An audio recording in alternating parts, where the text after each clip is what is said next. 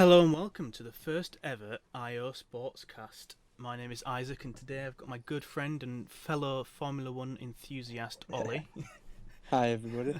So the way this is going to work is that Ollie's really not seen anything that I'm going to ask about him. We've both just watched the Bahrain Grand Prix. What a race. Mate, I think we should start at Bahrain every year, to be honest. I mean, that is exactly one of the questions I was going to ask. Is Bahrain a better track to start on than Australia?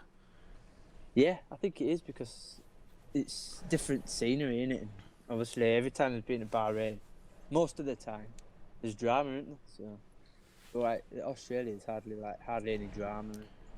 Australia does feel like it's only got something about it when there's an accident or reliability issues.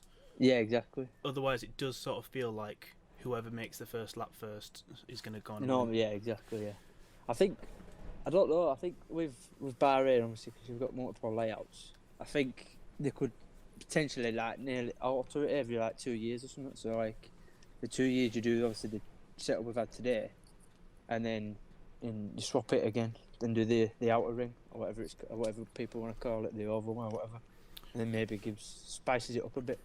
Well, when the Bahrain Grand Prix first came about, wasn't its first year using the really long loop, the endurance track? Yeah. I think that was in the mid 2000s, wasn't it? Something when it first came.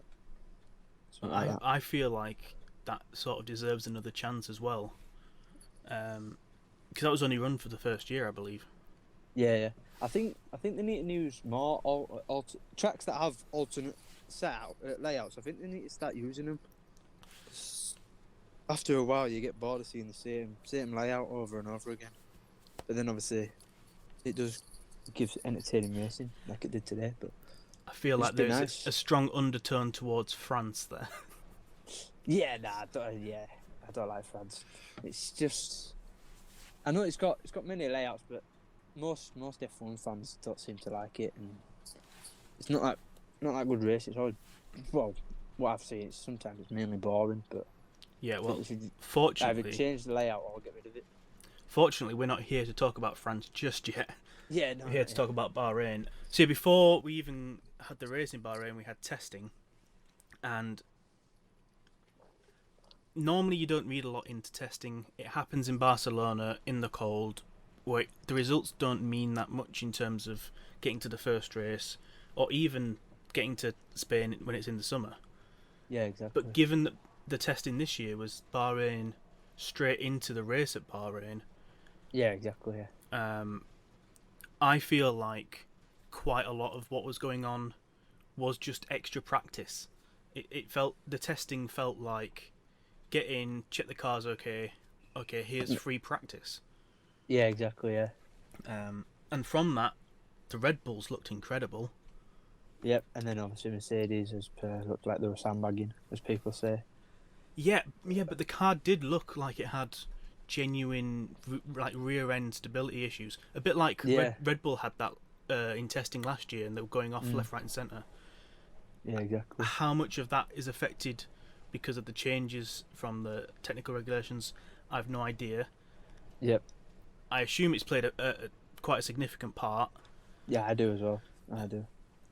But yeah, the Red Bulls looked good. The AlphaTauris looked really good in testing.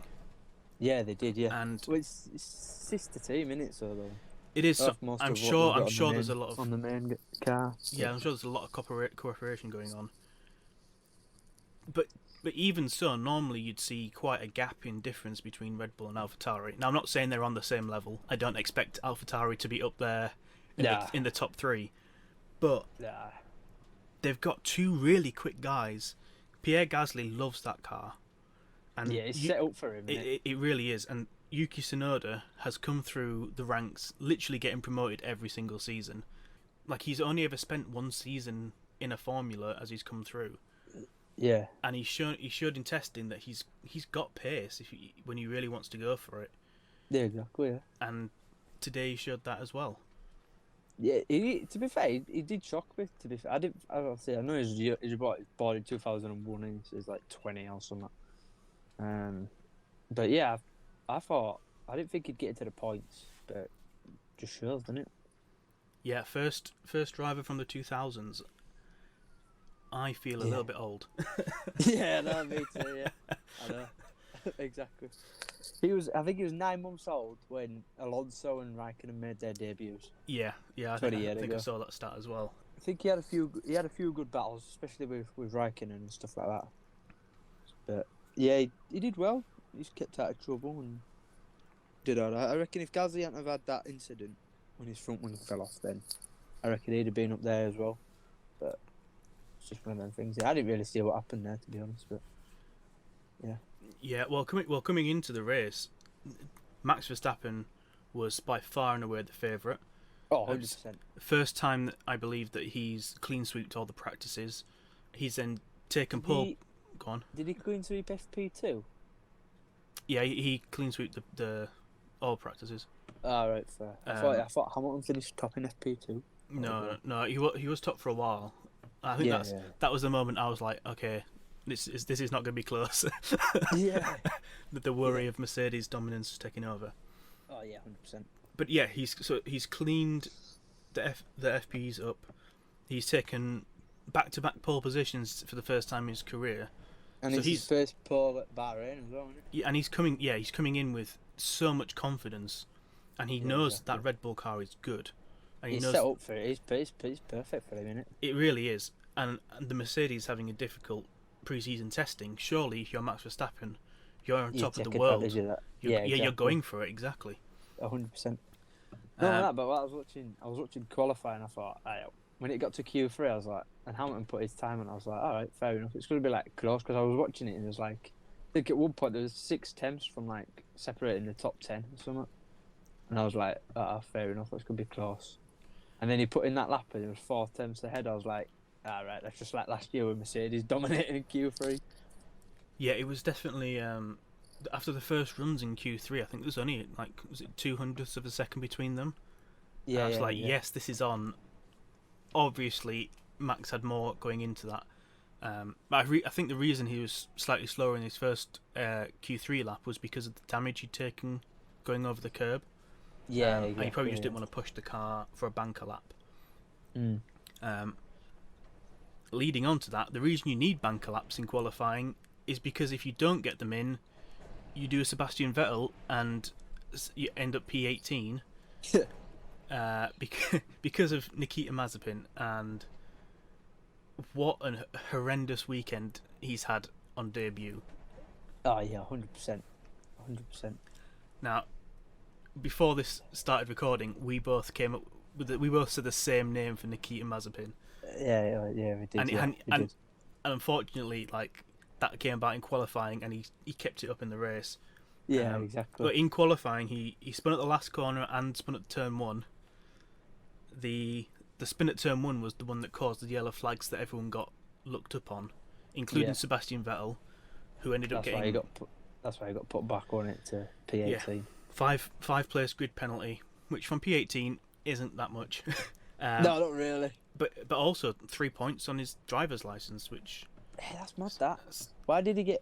Because normally last year they didn't get any points. Did they? If they ignored yellow flags in quali. I think it's probably because it was such an obvious.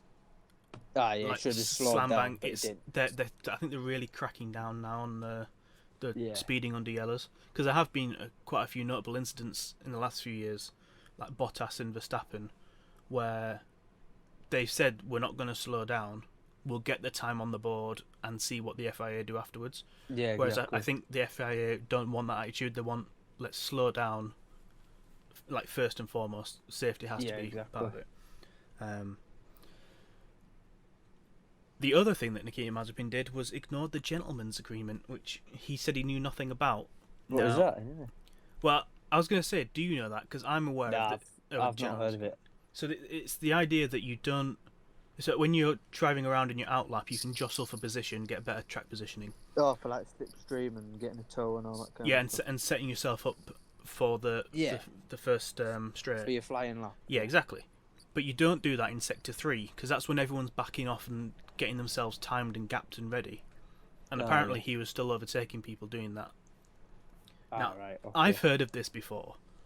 If I've heard of this and the closest I get to F1 racing is go-karting and playing the game, I'm watching it on telly, obviously, as well. I like surely someone who's been in the racing world driving should know about that. Yeah, exactly. Like, surely that's not a Formula One specific thing. That's surely just Nah, a racing it'll thing. be the same in everything, in every form of motorsport, won't it? From like go-karting all the way up to Formula One. Yeah, that's what I would have thought. But oh well, it's Mazepin, isn't it? He does what he wants. So. Or as we call him now, Nikita Mazepin. Nikita Mazepin. I'm really hoping, sort of partly for his sake, sort of partly for everybody else's sake, that he actually gets a better season under his belt. It's not going to be easy. No, it's not. That whole situation was not handled well, and we don't need to go over it again. We'll just gloss over it. Yeah. But he now has this second chance and needs to really take hold of it. And I guess kind of he helped himself, like making everyone like him more by crashing and spinning. Yeah, exactly. But for him, it doesn't help him because it just makes him look even like more ridiculous. Yeah. And the crash, from what I've seen on the onboards, looks like it was just his fault. Yeah, I think it is. Well, I think he just put too much throttle and he just put it up his rears and just spun it. I don't think there was any contact. I don't think he's gonna get away with that again. Like, I don't. It's his first race. He's had an horrible qualifying. Yeah. Surely what you do is you just back off and be a little bit steady in your first lap. You get one lap under your belt. So far, his F1 career has consisted of 4 corners. Well, it's not even that. It was turn 3 that he came off, wasn't it? Yeah, I think it was the turn 3. Yeah, no, it was. Yeah, it was the turn 3 bit where Grosjean had his accident. Yeah. So he's completed 3 yeah. corners in his actual race. It's not great. No, it's not. Well, but that's him covered. Yep. We get to just before the race. We see that Vettel's got his penalty, and formation. Didn't he have to change a part as well in his car? Or was that Perez? I think that was Perez, wasn't it? I don't know, but Perez did have a bit of a strange formation lap. Yeah, he did. Yeah. I don't actually know what caused the issue that he. They replaced I think it was the energy store, so I think it's something to do with his battery or something. They were saying. And Honda were aware of the issue. But obviously they swapped it out, and then they just conked out on the formation lap halfway around. Well, whatever happened, he started from the pit lane. I didn't think he was going to get it going, to be fair.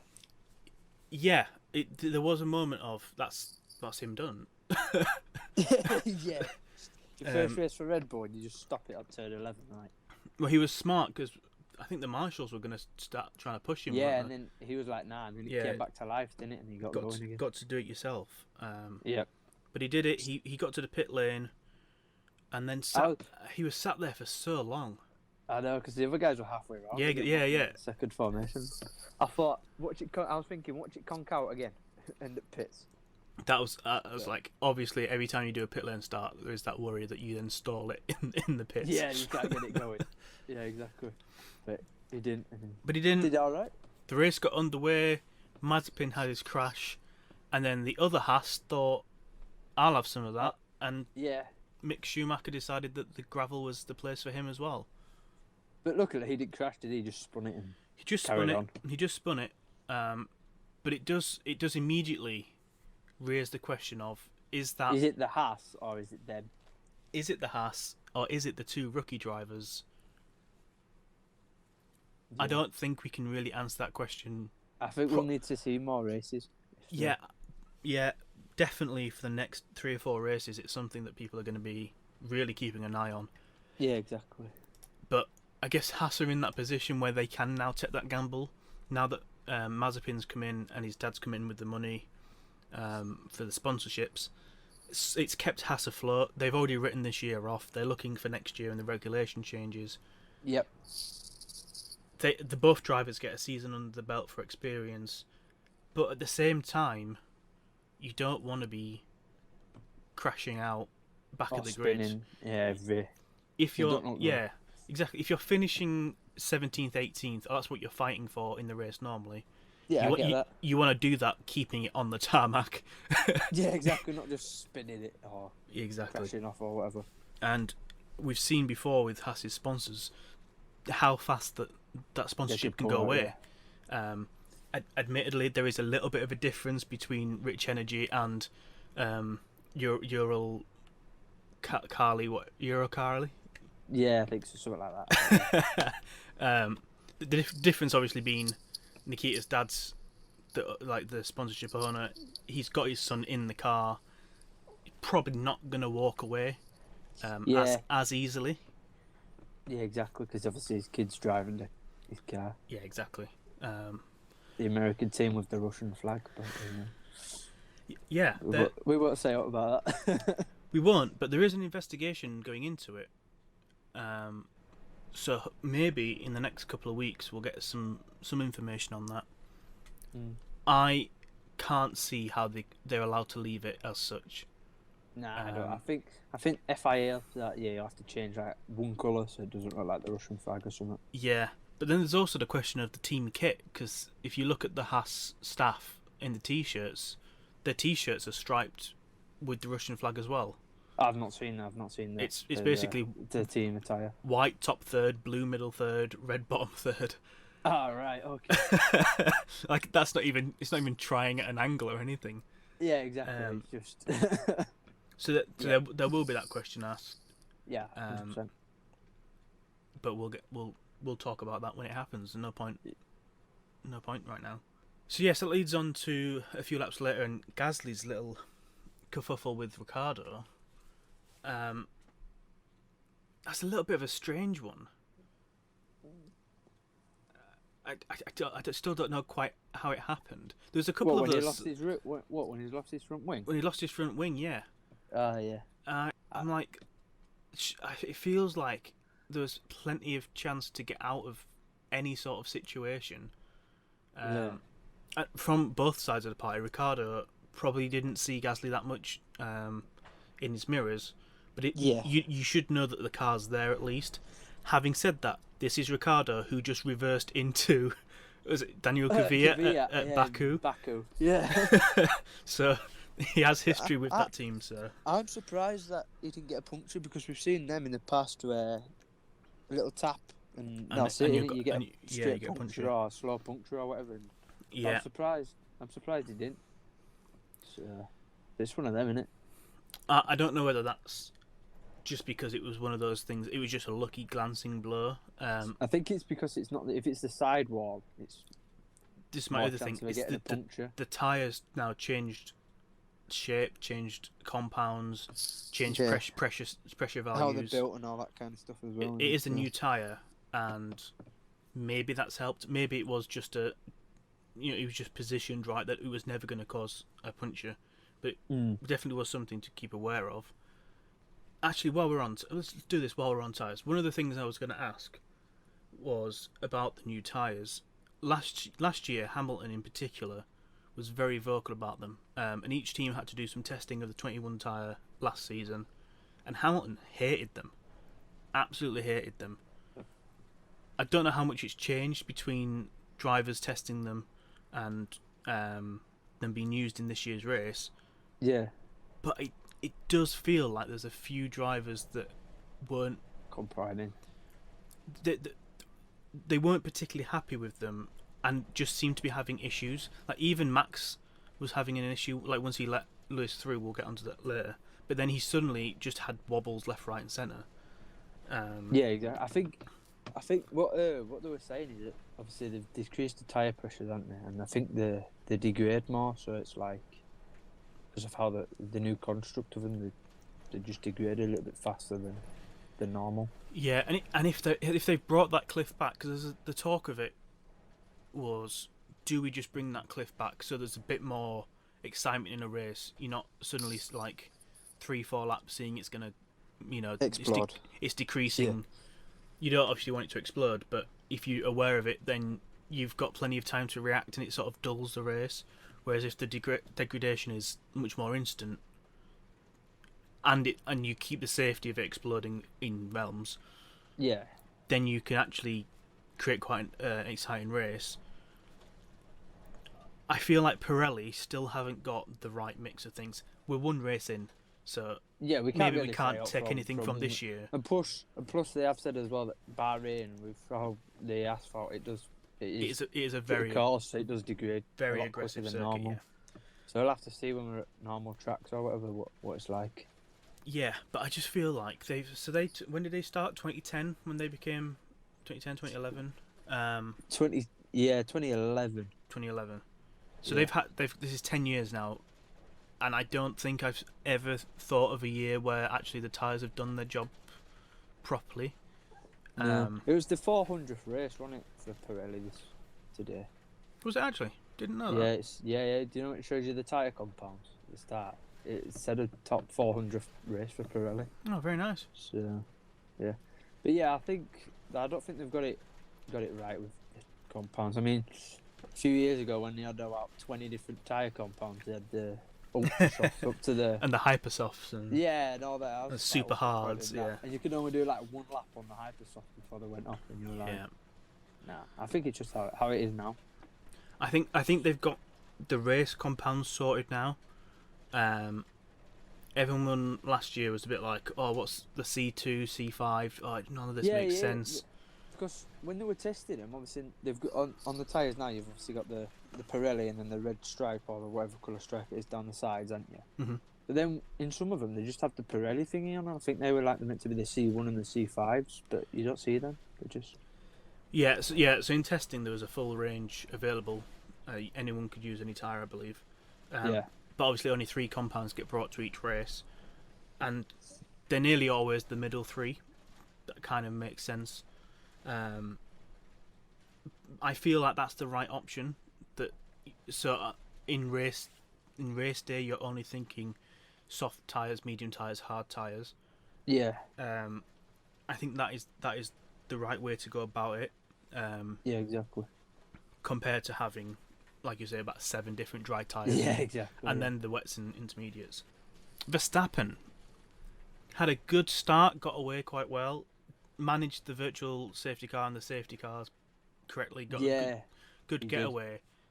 And then, out of nowhere, comes this little diff issue. I was like, and he had a throttle issue as well, when he was like, I'm not getting proper throttle response. Yeah, I don't know whether that was just a settings issue, and he did change a few settings. It didn't seem to come of anything, but there was that moment, was it lap 12, lap 13, where you're like, oh no. Don't take this from us now. Yeah, he was getting loads of wheel spin as well because of his issue that he was getting. Yeah, he was getting a lot more wheel spin than normal. A lot of slip in the front right, I think he said, which is when he made the diff change settings. But it does just feel like the racing gods tried their hardest for Max Verstappen to lose that race. Yeah, it was his race to lose, wasn't it? Yeah, and it was such a good race, and I'm quite happy with the way it finished, even with Hamilton still winning. Yeah. Well, Martin Brundle said at the end of the race, it's the same top 3, but it was a much more enjoyable way to get the top 3. 100%. 100%. I'd take a race like that every week. I think we all Lewis would. winning by like 20 seconds or whatever. I'd be like, yeah, if it's really like that every week, I'm all for it. It was good battling, but it did just feel like every time we got our hopes up that Max was going to do it, something got in his way. Yeah. The diff issue being the first one that made me go, uh-oh. Yeah, I was like, oh, is he going to conk out or is he going to retire? Yeah. But well, speaking of retirement, Fernando Alonso. I know, but he was battling when he was battling Vettel and all that. Yeah, he was midfield, and I was like, oh, he's doing all right here in the points at one stage, and then his brakes just stopped working. I think it was his rear brakes. His rear brakes failed. It's just really unfortunate. To be fair, Alpine didn't seem like they were doing anything in the race. Nah, they were just there or thereabouts. They were just. I hate to say this. Sorry to Giovinazzi for this, but it did just feel like they were there to make the numbers up. That's how I feel about Giovinazzi. Like I rarely ever see any action Yeah, from him. yeah, you don't, do you? And then you look at the race results, you're like, oh. Where did he come from? Yeah, Giovanazzi's just there. That's how I felt about Alpine today. Like, I was really. They didn't have the greatest testing in the world. No. And I just wonder, is it the Alonso curse already kicking back in? Yeah. Well, it's a new team as well, isn't it? So new leadership. It's not. It is and isn't. If you get what, because they've rebranded as Alpine, but and there's new leadership, so there will be settling down phases. And Alonso himself said he's not up to speed. It's going to take him a couple of races to get back up.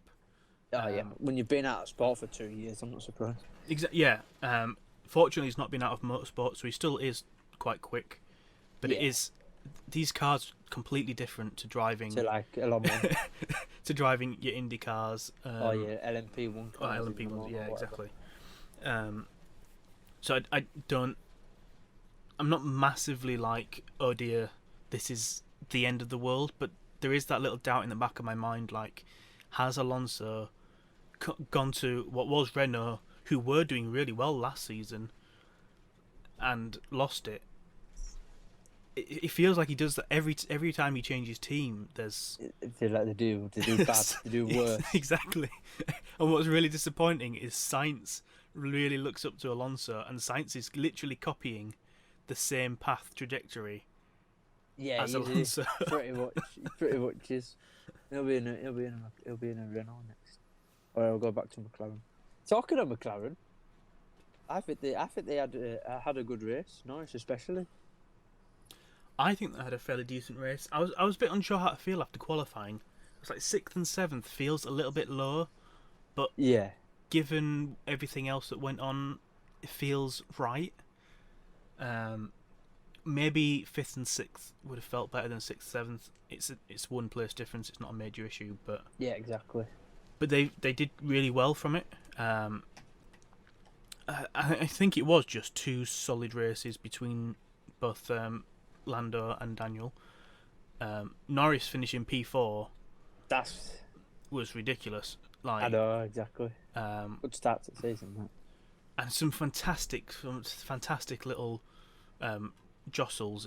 The midfield battle was actually, I say midfield, the top end of the midfield battle was actually really. There were so many good little moments of racing side by side. 3 or 4 cars involved. Leclerc was involved at one point when there was a battle between Leclerc, Ricciardo, and Norris. I was like, go on. There was one moment where it was Vettel, Alonso, Raikkonen, and Sainz all getting involved, and I was like, holy moly, that's 4 current or ex-Ferrari drivers. Yeah, exactly. All getting involved, 7 world titles between them. Yeah. Like, it was just really good battles today. I do feel like Gasly must have had some sort of extra damage, because I would have thought he'd have been able to come through the field. Yeah, I did. But it's like he was just stuck Perez at came through the field. Did he? Didn't he finish 5th? 5th, yeah. He finished 5th. Started from last and he finished 5th. And immediately you're like, that's it, second seat curse. Even Perez can't finish 4th. I reckon if that was Albon, he wouldn't have finished. I don't think he'd have finished top 5. If Albon was in that car. I agree, but if you were to just look at the race results, if I said race results, Hamilton wins, Verstappen 2nd, Bottas 3rd, another car 4th, didn't matter which car 4th, and then Albon 5th, you'd go, standard weekend. Yeah, exactly. Yeah. If I tell you that 5th place finished 52 seconds down on Lewis Hamilton, you go, yeah, that's Albon driving. Yeah, exactly. Yeah. And yet it's Sergio Perez. Now, obviously, they made a mistake in qualifying. They had the issue with his first run on the mediums, and then went back out on the mediums, which surely at that point you adjust strategy and you go for the soft tyre and you just get the as well. Or you just go for the soft tyre and get the lap done, and then you're not getting knocked out, and you get through to Q3. Yeah. They didn't. They gambled. and that's what's led to all this fighting back through the field. But he had a very good race, and finishing P5 was pretty good. But it did definitely help Mercedes. Oh yeah, 100%. Because it was 2 against 1, wasn't it? Well, exactly. They got to do the split, which is the entire reason Perez got brought into Red Bull, and yet he was not there as part of the fight to help Max Verstappen. You know, surely Max losing the race comes from the qualifying mistake with Sergio Perez. Yeah. So I reckon if he'd have been top 5, I reckon if Perez had been top 5, it'd have been 2 versus 2 ding dong battle between them 4 cars. But Bottas also had another pit incident today. The front right tyre just wouldn't come off. Just wouldn't go off. 10-second stop. Yeah. Something's not right at Mercedes, and I don't know what it is. But their pit stops are not what they used to be.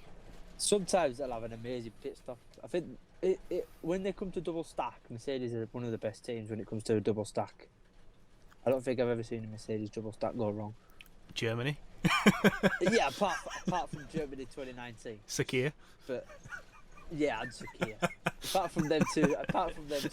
Sorry, I don't mean to cut you down. I know what you're saying. Yeah. In terms of efficiency and speed, Yeah. I'd say Red Bull are the single car fast stop, and they had another one, They sub 2 second one today. 1.9, didn't they, with Verstappen? Fantastic. But yeah, generally speaking, Mercedes double stacking, I'd argue, is the best. But when it goes wrong, it really goes wrong. Yeah, exactly. But Bottas came into this season saying that he's going to be selfish, he's going to fight for himself, and yet again finishes 37 seconds behind Lewis Hamilton. Yeah. Well, he did pit, did he, to do fastest lap? He did, and he did get the fastest lap, but even taking out 20 seconds for the pit stop. Plus that 10 seconds that he was stationary for. It has still been about 5-6 seconds behind. He's still nearly 10 seconds behind. I'm reluctant to remove the pit stop one because he wasn't really doing anything in the race. Had he been pushing and lost 10 seconds, then fair enough. But it felt like he didn't actually lose anything with a slow pit stop because he wasn't really ever challenging for once Verstappen and Hamilton were settled into the race. He was just driving. He was just trying to maintain third, wasn't he? He was, yeah. It was okay. I'm X seconds behind Verstappen. Can I be X seconds in front of Norris? Mm-hmm. Just keep the gap a little bubble for himself. Nice to see he's doing the COVID distancing though. Yeah, social distancing. Yeah, social distancing at 200 from miles an hour. everybody else. Just did his own race. Why not? But but again, he's just not there. And if I'd have been Mercedes, I wouldn't have given him a new contract. I think Russell is quite happy with seeing out his Williams contract. He's going to be there next year for sure, 100%. Well, Zach Brown thinks it's going to be Verstappen Russell. That would be interesting. That would be good. But I don't think he'll leave Red Bull. I think he might stay till 2022, and if they don't perform, I think in 2023, I think that's when he'll go. I'm really unsure what's going to happen. You look at Lewis and you're like, if Lewis wins the 8th title, he's probably going to get to 100 wins. He's probably going to get to 100 poles. He's on 96 wins now, and today's is 96. Yeah. He's easily going to get 100 wins, as you say, 100 wins, 100 poles. 8 titles on his own. And just be like, see you later, I'm off. Exactly. He's got the 1-year contract. I'm sure Mercedes would keep him for longer if he wants to stay. I think there's an option for him to sign an extension if he really wants to. But he's got so many off the side things going on. He's got all his fashion work with Tommy Hilfiger. He's got his music. His Extreme team. Yeah, exactly. There's a lot of 44 or whatever. Yeah. Team. There's so many things going on behind the scenes for Lewis. Part of that is sort of what's kept him at his peak in Formula 1 because he's had these other things to go and sort of relax with. But he's also then, because of that, set himself such a base that actually He doesn't need to stay in Formula One. He's arguably the greatest of all time. Arguably being a keyword there. Yeah. But he's set another Formula One record to do with laps led. Laps led, yeah. A crazy stat between Lewis Hamilton and Michael Schumacher. They've led a seventh of all the Formula One laps. Wow, that's one in 7 Formula One laps led by those two guys. Jesus. Ridiculous. And you got 14 world titles between them. yeah, which is ridiculous as well. Nearly 200 wins as well. And a fifth of the titles between them. It's crazy. It's mental. So there isn't really that much keeping him in the sport from an achievements point of view. Yeah. He's got the Hamilton Commission and the equality stuff starting. Maybe that keeps him in the sport, but that doesn't need to be a driving position. Yeah. He can stay there as an advisor. I don't know what he's going to do, but the more time goes on, the more I think about it, the more I can see him walking away. Like this time last year, if you'd have said would be around for 2022, I'd have said absolutely 100%. Yeah, and probably if Mercedes was still up there, like he would be trying to fight for his 10th title in 23, 24, somewhere around there. Yeah, but they'd be like what? It'd be what, 38th, something like that, boy. Yeah, but I mean, Fernando's just come back and he's 40 in July. Kimi's 40 as well. So. Yeah, it's not an age thing. I think he's done what he needs to do in the sport. Yeah. From at least from a driving point. It's just 100%. Whether the off-track stuff keeps him in the sport or whether his other passions take him out of the sport. Speaking of world champions, one world champion who's not having it all his way, Sebastian Vettel. Yeah. Very disappointing weekend. We've mentioned before the penalty for speeding under the yellow flags and the points on his licence. He got another 2 as well after the race. He got did he get two extra penalty points? Yep. Wow. So 5 over this weekend. Wow. So he's almost half of the points allowed. He's got in one weekend. Yeah, I think it's good with that. You know when he crashed with Ocon, he said it was Ocon's fault. Yeah, that is what fault. I was coming on to. I think he got it for because of that. I saw the onboard replay. I didn't see Ocon move in any direction other than left towards where his point to turn in was. Whether he slowed down slightly earlier than previous laps, I don't know, because I've only seen the onboard of the incident, not lap after lap. So maybe that threw Sebastian off a little bit. But Sebastian locked up as well because of his tyres were really old. Yeah, and that's what I'm thinking. Was he expecting Esteban to go a little bit longer into the corner? And then he had to slam on the brakes, which with his tyres not helping locked up even worse. Yep. I don't know, but it does seem that this incident after incident after incident where Sebastian Vettel just can't keep the car to himself. I think Sebastian still thinks that he's driving the Red Bull. Yeah, I do. I think part of that was the struggles he had at Ferrari. He went into that place of, I need to be back at the confidence levels of Red Bull. So he started driving like it was the Red Bull. Maybe subconsciously doing that. But there was the accident at Britain with Max where he just took him out. Very similar to this accident. Just going into a right corner, not a left corner. Yeah, exactly.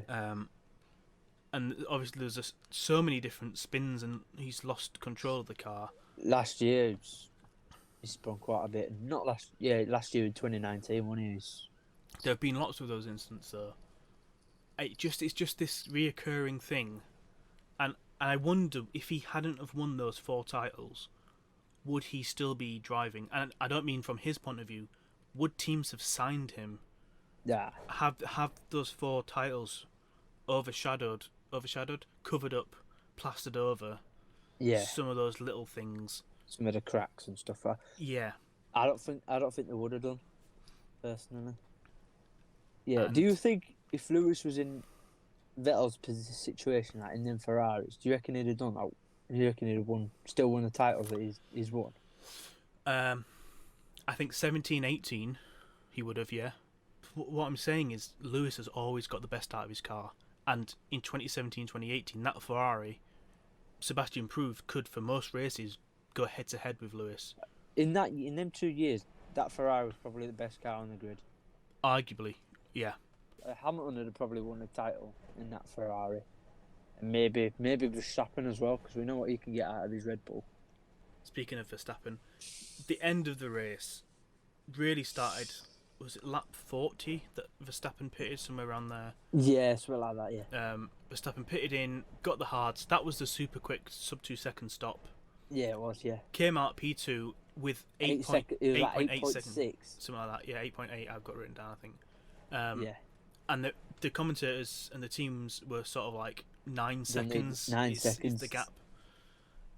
I was watching it. I was like, for the first like 5 or 6 laps when he came out, he was proper flying. I just saw the timing screen. The timings went down. I was like, "Yo, was gonna catch him." A lot quicker than what people think. Yeah. So he came out 8.8 seconds behind. The lap afterwards, Lewis Hamilton's radio, Bono came over saying that Verstappen was forecast to catch him at lap 51. Yeah. Which then gives him 5 laps to overtake. And then lap 42, fastest lap from Verstappen, and you look at the timing screen and you're like, he's like 5 seconds behind now. This is not going to be lap 51. This is going to be 2 or 3 laps ahead. Yeah, exactly. I was like, oh no. Lap 43, I think, was when Lewis got that lap leader record as well, and that's when things then changed.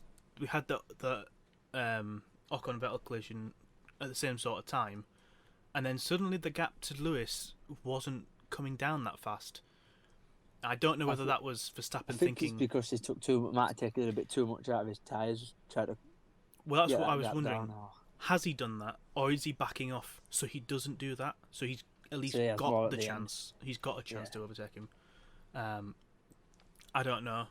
AWS, as ever, in with their graphics. Always saying when the overtakes are going to happen, how difficult they're going to be. I don't think they've once got it right. Nah, I don't. But he was down to lap 47, 48. It came up. There was 3 seconds difference between them, and AWS was saying lap 52. Yeah. So the initial message to Lewis of lap 51 was not too bad. No, but then that's when they then hit the back markers with Ocon. That's what. The Ocon Vettel. Once they'd sorted their game out and actually were battling on track. Because they were battling while obviously Hamilton and Verstappen were trying to overtake them, weren't they? So there was like 2 battles going on there. There was like Vettel chasing them down, Hamilton down. They couldn't do much because Vettel and Ocon were battling each other. Yeah, and it felt like Lewis got through them a lot faster than Max Verstappen did. Yeah. The gap at that point was about 2 seconds, and then Lewis got the leave me to it Bono message. Yeah. And like, at that point, you knew, Lewis is having trouble here. Yeah, he's really having to think. You don't want anybody to speak to him at all. Which we've heard before. It's not the first time. Raikkonen's meme radio, infamous 2012 Abu Dhabi radio. Yeah, always comes to mind. So lap 51 started with a 1.5-second gap, and then into turn 10, into the sharp left-hander onto the back straight, Hamilton ran well wide. Yeah, I didn't see the lockup. I didn't see if there was a lockup, I should say. I think he just ran wide because of his tyres. Yeah, and he took my line. That's my line of I either perfectly nail that turn on the game, or I know I'm not going to make it, and I just bail out early and go round the curb. But when I saw it and they cut to the helicopter shot, I couldn't see Lewis. I didn't realise how wide he'd gone. Yeah, nah, and I heard the commentator saying he's gone wide, and I just saw Max, and I was like, oh, Lewis hasn't made this turn, he's gone straight. And then it cut to the end camera, and I was like, oh. Is there? I thought Max had overtaken him. But, yeah, as you say, Max gained 0.5 second, and by the end of the straight was within DRS zone. Yeah. And then obviously they were battling, and then they had that. He then we ran had wide the at turn 4. Yes, track limits. Ah, mate. This was an undertone throughout all of the race. The whole weekend, I think, wasn't it? As well, they were on about it. Yeah, it was a little bit strange. It sounds like they changed what track limits were set between practice and qualifying and the race. Because in qualifying it was no, any track limits, lap gone, and you saw that. What would you have done if you was if you was Michael Massey or whatever the guy's name is? I think it's Michael Massey. What would you do for the track limits? I think track limits are fairly simple. I don't understand why we're having so many issues. We have the circuit, we have the layout, we have the curbs. If you imagine a wall at the end of the curb, you're out of the race. But just because there's not a wall there doesn't mean you can go past it. And I agree with that. You could keep 2 tyres on the thing, but it's all 4 tyres. Yeah, that's track limits. I think I think that all 4 tyres past the curb is the track limit. Oh, but it needs to be enforced. Yeah, it needs to be enforced. Whatever the track rules are, needs to be enforced from the second you leave practice P1 first lap to the checkered flag to the end of the race. Needs to be the same. They are. And if that is there are no track limits, then there are no track limits. Fair enough. So long as you keep it consistent throughout the race. I'm not even asking for consistency across the season because, like you say, there are different scenarios. Different tracks. You're not always going to gain an advantage by going out of the track limits. Exactly, yeah. As long as you're consistent across the race weekend, that's the main thing. I don't understand why that's not been happening. It's like Hamilton, for most of the race, was going wide at turn 4, wasn't he? Mm-hmm. And then obviously Red Bull was saying to Verstappen, do the exact same because he's not being penalised. And then Bono says, do it again, Hamilton, you'll get a 5-second penalty. And then Hamilton was like, all right, fair, but I've been doing it all race and I've not said out. And then after that, he stopped in it, and then obviously that overtake happened where Verstappen went wide. And then he got told to give the place back. Yeah. It's like, why didn't you just put that rule in from... Yeah, exactly. If that rule through the race. Yeah, if that rule is in place, like what it was for qualifying, it was if you go over the line, that's it, lap deleted. Perez got his lap deleted, Ricciardo got his lap deleted, for that very reason. Like, keep that. Like, I'm sure that was the case, but if the drivers themselves don't know that, they should be the first ones to know what the rules are. Because at the end of the day, they're having to make decisions at 180, 200 miles an hour. Of at what point do I brake, at what point do I turn in, and how do I keep the car on the track? Yeah, exactly. And if they're seeing different to what the safety advisors are seeing, or each driver seeing a different thing to another driver, that only ends badly. Yeah, exactly. I think this is just, as you said, set it out from FP1 to checkered flag at race. Yeah. These are what they are. Yeah. If you don't stick to them, you'll get a penalty. Max was complaining that they were going wide. Whether the stewards were already looking into it before that or not, I don't know. I assume that they would keep an eye on that sort of thing because Turn 4 is renowned for being abused. Yeah, exactly, yeah. But it wasn't just Mercedes going wide. Ricciardo was also going wide. There's loads of clips of Ricciardo going wide at Turn 4. Yeah. Whether he also got flagged for it, I don't know. But like you say, Lewis got the message, don't go wide again or you will be given black and white flag. Mm-hmm. It was then in their mind, and the pass of the race, Verstappen goes wide. Lewis immediately are complaining about it. Yeah. And then obviously I think it wasn't on the just after turn 10 he let him pass. Yeah, turn 10 on the back straight, let him pass, and I still don't know why he did that. If you he got a call, didn't he? From I understand that, but if you let him go past at turn 13, the straight before the start finish straight, let him go there, get a nice. You can stick with him much easier then. Get a toe easier. Get a toe, stay in DRS, and then you overtake him on the straight. Or you do what Verstappen says he could have just let him go and I'd have made up 5 seconds probably. I don't think he would have done that. I don't think he would have neither. I probably think that's why they told him to let him pass. Yeah, and it brings on to another thing of, for the last couple of years, we've been complaining, as fans at least, about penalties being applied after the race. We want to see the 1, 2, 3 on the podium from the guys that finish 1, 2, 3 on the track. Yeah. If, not like 20 minutes or like 2 hours later. Yeah, you get a penalty. Exactly. And if you start having those, well, we'll just let him and see what he can do, and then give him the penalty afterwards. That wipes all of that out. Yeah, and pointless. And the drivers thinking like that sort of gives them that, hang a minute, I can twist the steward's mind here. I might be able to get away with something, which comes back to the safety point of you want the drivers on the page knowing what is legal, what's not legal, and respecting that. 100%. It feels a bit like rugby versus football. In rugby, you know where you stand with the referee. Yeah. You're not going to take anything. Nigel Owens will, come down like a ton of brick. You know exactly where you stand. In football, every single game that I see of football, there's some sort of pushing with the rules. Now, obviously, every sport has its own set of rules, and a lot of those rules can be interpreted different. If the people making the rules, people enforcing the rules, in this case it's the stewards, in football it's the referees, in rugby it's the referees, if they stick by the same set of rules for the entire match, as best interpretation of the rules as they can, where there is a bit of doubt, then you know where you stand. Exactly, you've got no arguments then. Exactly, if you're inconsistent, there's going to be issues. While that was all going on, Bottas was told there could be a position at the end of the race with Hamilton and Lewis fighting. It could get messy. Staying there, I was like, he was about 20 seconds behind.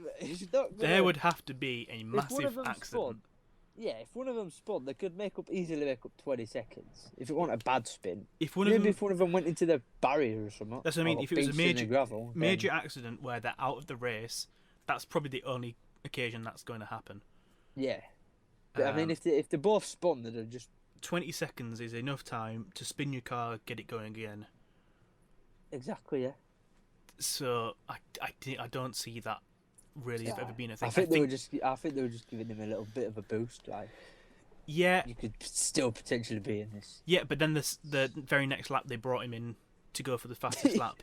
Yeah, exactly. I was like, all right then. Which, yes, in the sense he was guaranteed P3 if he didn't crash.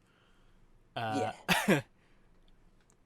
And he did have quite a gap to Norris behind him. He did, and by going for fastest lap, he gets the extra point if he gets it. And if there is the big accident between Max and Lewis, then he's still in P3 to grab P1. But by sending him out on the fastest lap, you inherently increase the risk of, 1, a pit stop going wrong, and you already know his tyres are dodgy this race. Yeah. And 2, he's driving really quick at the end of the race. Does he lose it himself? Yeah, does he have a little snatch, bit of oversteer? Yeah, snaps it. Yeah, exactly. And I know that every point matters in Formula 1, but it's the first race of the season, and you've not had the best race. Yeah. Take the 1 point to Verstappen, let Verstappen have the fastest lap, and just take your 15 points. Yeah. I think it was too... I don't see why you take that extra bit of risk for 1 point, knowing full well that he's had a difficult race, and he's had an issue with his front right.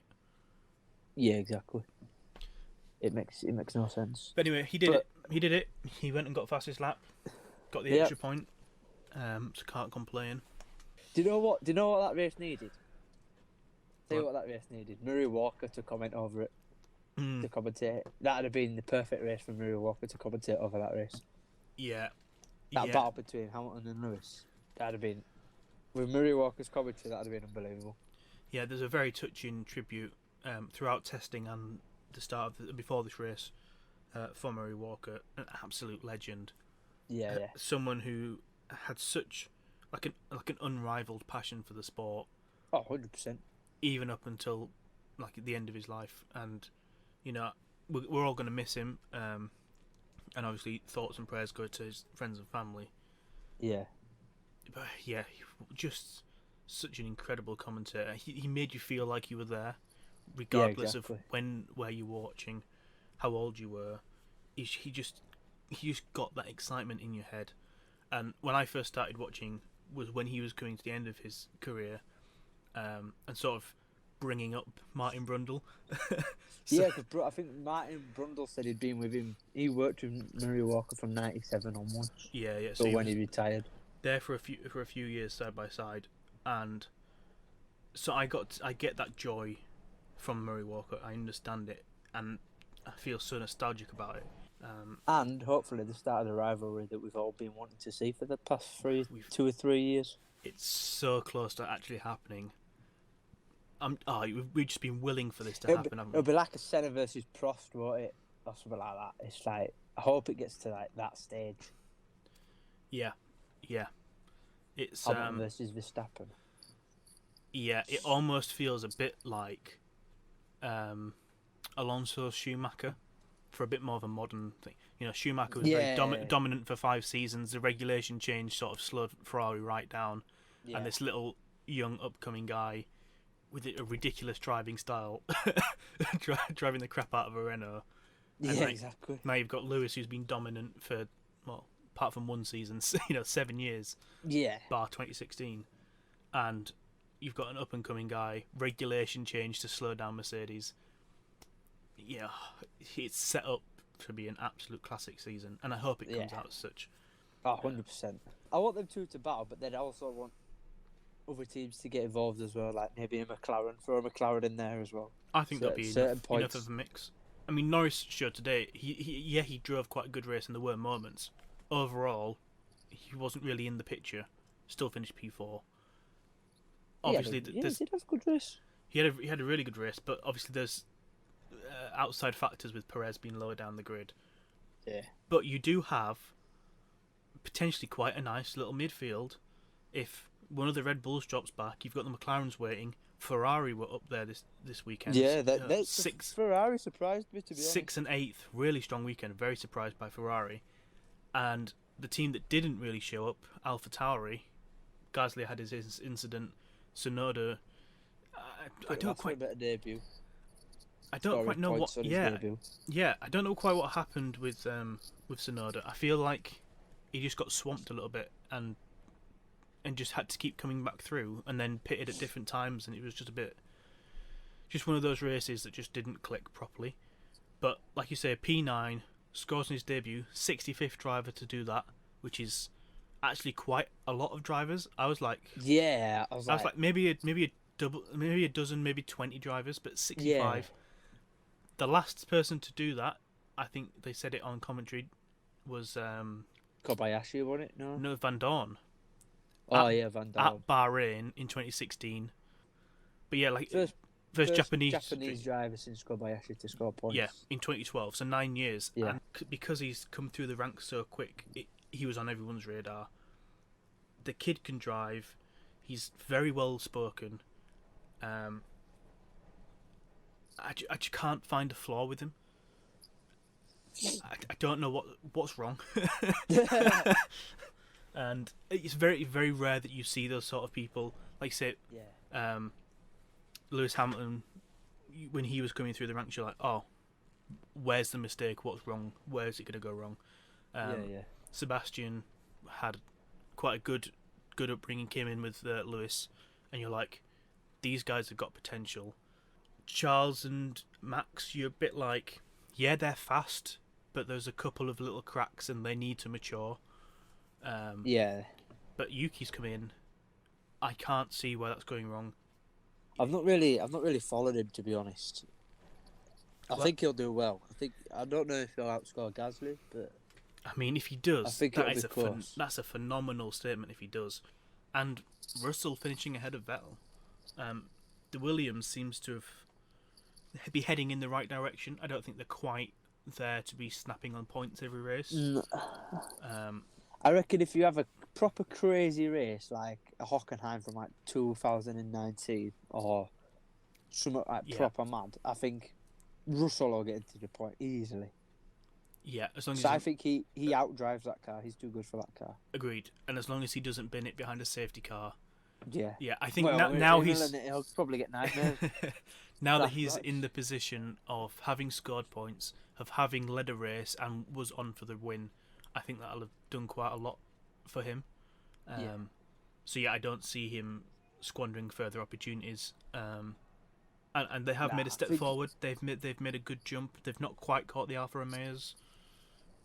But I reckon there will be, I reckon if they keep developing by halfway through the season, I reckon they'll be better than the Alphas. I reckon. That's especially very with optimistic.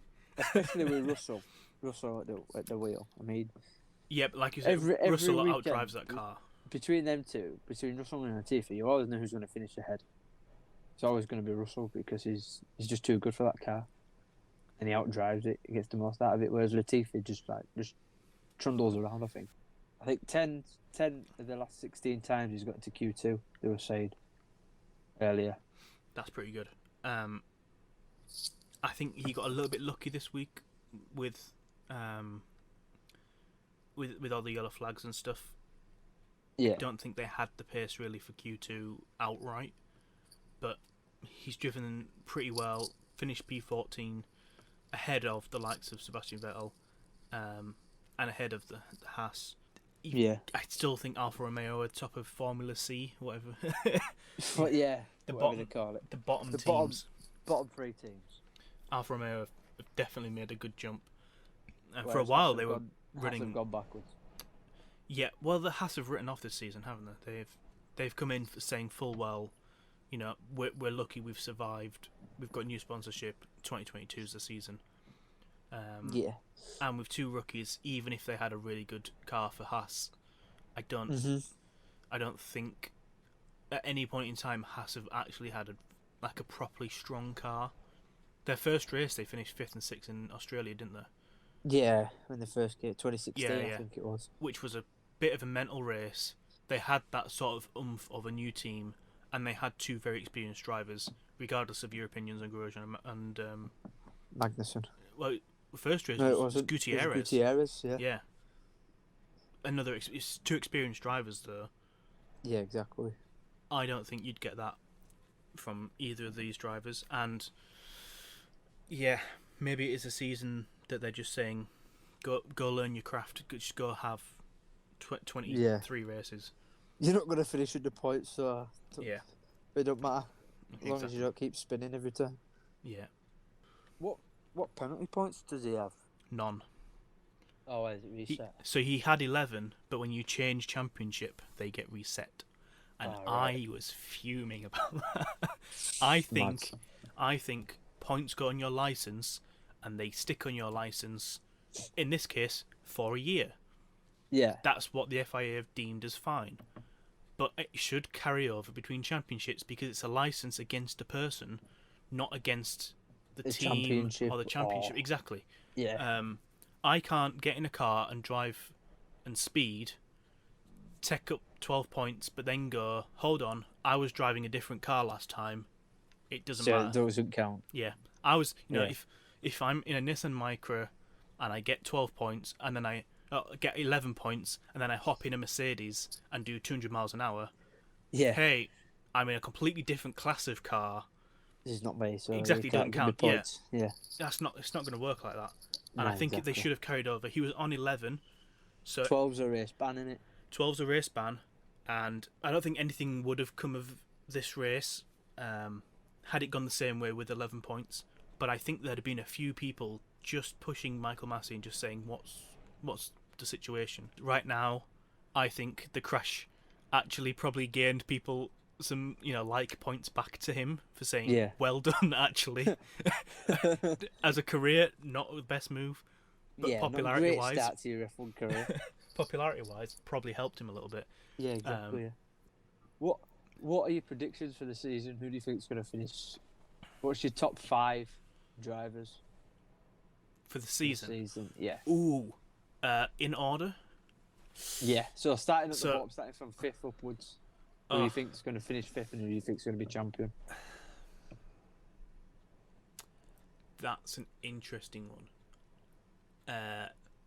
If Bottas has a bad season, I can see him finishing 5th again. Really? Yeah, well, I mean, last season he finished second, but the rest of the time I don't think he's ever finished second apart from that.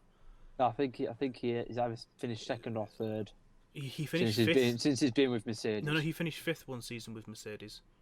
Oh, did he? Yeah, yeah. I think it might have been his first season. He finished fifth. So Oh, I right. can see it happening again if he's not on it. I think the extended calendar helps him a little bit. Yeah. Also gives him more chances to mess up. Realistically, I think fifth place is probably more likely to go to Ricciardo, one of the McLarens or one of the Ferraris. Ooh. I genuinely, Ferrari have made a lot of steps up, and if they can keep that up, there's a big if. If they can keep it up, then maybe Leclerc can nick it. But I think Ricciardo's probably the best shout. Yeah. Perez fourth probably is the safe bet. Yeah. Bottas third, Verstappen second, Lewis first. Hamilton. Yeah. I'd probably go. I'm gonna be a bit bold. I'm gonna go Norris fifth, Nice. Bottas fourth, Wow. Okay. Nice. Perez third, Verstappen second, Hamilton is the champion. But Wow. I think it's gonna be a lot closer. Are you having Mercedes as Oh constructors? yeah, Mercedes constructors. Yeah. Okay. Yeah. Well, we'll see how that works out. Before the race, you nailed the predictions. Yeah, I did. Yeah. You asked me on a whim. I had an inkling. I thought, I don't know. I just thought if I. Yeah. But you nailed it. You Something's said gonna happen. Hamilton first, Verstappen second, Bottas third. Bottas third. Yeah. What did you said? I said Verstappen, Bottas, and No, I said Perez? Verstappen, Hamilton, Leclerc. Yeah, that's what. Yeah. I thought yeah. Verstappen, Hamilton's chance to get Verstappen was at the start of the race, and then I thought Verstappen would run away with it, and it'd be settled 1-2. And like I said, I thought Leclerc would have a better tyre compound to start and might jump Bottas. Yeah. And then Bottas have issues fighting back. How wrong was I? Yeah, exactly. Yeah. But you did pick the safe three in the right order. Same three. Same. Yeah. Interestingly, there's a little thing that came up at the end of the race about Ferrari, saying that Ferrari were doing quite well. Only the sixth time in since the start of 2020 that both Ferraris scored points. Max Verstappen, in the same time frame, has finished second 7 times. Wow, that's mad. That is a ridiculous statistic. That's mad. That's mental. That sort of highlights the issues that Ferrari have had. Hopefully coming to the end of it. Last season, I don't know if these are F1 graphics or Sky specific graphics, but in the the timing block, occasionally they'll flip to an alternate thing. Last year they had the team badges down the side of the names. Yeah. It used to be like just the colour stripe, but occasionally they'd expand it into the team identifier. Yeah. Now, last season using the badges on a dark background, particularly in night races, but just with dark timing background anyway. Yeah. I had real trouble picking out people like Williams and Renault from their badges. Yeah. And this season they're using the full team logos, and it was so much clearer to understand who was part of what team. Doesn't make a big issue for me because I know the drivers, I know the teams. Yeah, but if you're if you're a casual fan or you're a new fan, then exactly, it's a lot better. You know who's who and you know who's racing for who. Exactly. So. And coming into this, there was a lot of talk on Instagram and social media. We had a lot of back and forth about the different colours that teams would have, because it looked like colours of blue. There was like 4 different blues or blue greens. 3 different shades of red. Yeah, lots of black. We were like, it could easily have got very confusing. I think they should just keep the logos up. Well, yeah. For the vast majority of the race, I either saw no one, like it was just a list of names and times, like it used to be, or they should with the team logo, and that is so much better than it could have been, so much better than last season. So I don't know if that's Sky. I don't know if that's just a general F1. I think it's general F1. I think it is. But whoever it is, if you ever hear this, thank you for changing that. 'Cause that is such a nice little thing. Yeah, exactly. I didn't realise how much it got under my skin last season, but it really did. But weirdly, on the podium, it was a little bit subdued. What happened? Hamilton was going to throw his trophy up, and then he shook his head. Yeah, I saw that. I was like, "You're not doing that. Don't do that." Yeah, not with that trophy. Jesus Christ, drop that and it's game over. But then they just touched bottles and went cheers and then just walked off. I was like, yeah. Well, they did. So the Mercedes CFO was Russell Braithwaite, or whatever his name is. He got covered in rose water because it's not champagne because it's Middle East and they don't drink over there. Yeah, but there's still no antics. There's no spraying. I was like, immediately I was like, oh, they've been told not to do that. And then I looked, and there's a camera shot to the Red Bull, one of the Red Bull engineers, and who looked confused. Yeah, so I was like, oh, maybe they've not been told, like ahead of time, that there's no podium antics, and it's just the guys on the podium that just got a quick message. Yeah, I've no idea. I hope it's just for Bahrain. I mean, I hope so too. Well, that was the thing. That's the thing last year. It's gonna be boring. Well, last year in Austria, they had the little robot come on with the trophies Oh, because everyone was concerned about COVID. They were a good idea, but they just didn't work. Yeah, no. I was like, oh no, this is Formula One, the high-tech sport. A simple robot delivering a trophy has to work perfectly. It just didn't. But like last year, they sprayed. But that's the thing. Everyone initially was like, "Oh, because of COVID, we're not sure if we could have spraying. There's going to be the issue with the masks, and whether you can even have photos together." But then that all just sort of got pushed to the side. I don't know whether this is the revival of no, actually, we're cutting this out, and you stick with your bubbles as best you can. If that is the case, what's the point having a podium where you're going to be stood so close to each other anyway? Well, the technical, there's separate art. It's technical, but then at the end they get the photos together. Yeah, I mean, but even in Parc Fermé after qualifying, like you stand right next to each other with a towel and a water bottle. Shake hands and all that kind of stuff. Like, I don't know if COVID is the reason behind it, or if they were just told something else was going on. It might be because they might be push for time or something. Or I have no idea. I hope in Imola we get champagne because that's the best part of the podium. If something doesn't happen in Imola, there's something going on. Oh, not much else happened over the weekend. It was DC's 50th birthday. Max had a very nice cake for DC, which I thought was very nice. Red Bull driver looking out for former Red Bull driver. Put it in his face, did he? And absolutely pied him. I saw that. But it's crazy that DC's turned 50. Happy birthday, DC. Yeah, happy birthday. Right, well, I think that's us done. Yep. First ever Sportscast. Thank you everybody for listening. If you've been listening on YouTube, make sure you subscribe, like, and hit the notification bell so you know when the next episode comes out. And if you're listening on your favourite podcast provider, make sure to follow so you get the new episodes straight away. Also make sure to follow us on Twitter and Instagram at IO Sportscast. Thank you for listening. We'll see you next time.